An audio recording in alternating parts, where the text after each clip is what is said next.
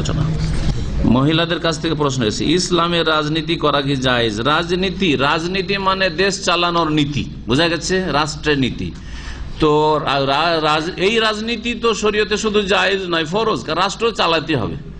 নবী সাল্লাল্লাহু আলাইহি ওয়াসাল্লামের ইন্তেকালের সাথে জানাজা হওয়ার আগেই খলিফা নির্বাচন করা হয়েছে, কিন্তু গণতন্ত্রের রাজনীতি করা জায়েজ নয়।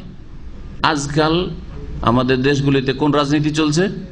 গণতন্ত্রের রাজনীতি। সেই রাজনীতিতে অংশ নেওয়া পুরুষেরও জায়েজ নয় আর নারীরও জায়েজ নয়। ভালো করে শুনে রাখেন, কারণ গণতন্ত্র কোরআন এবং হাদিসের কথা, কোরআন হাদিস বিরোধী, বহু দিক থেকে বিরোধী, অনেকগুলি দিক থেকে বিরোধী। আর সেটা ইহুদিরা দিয়েছে, আব্রাহাম লিঙ্কন দিয়েছে, হ্যাঁ, মুসলিমদেরকে গিফট, যে তোমাদের দেশে আমাদের মতবাদের বাস্তবায়ন করো, কোরআন হাদিস ছেড়ে দি, ইসলাম ছেড়ে দি।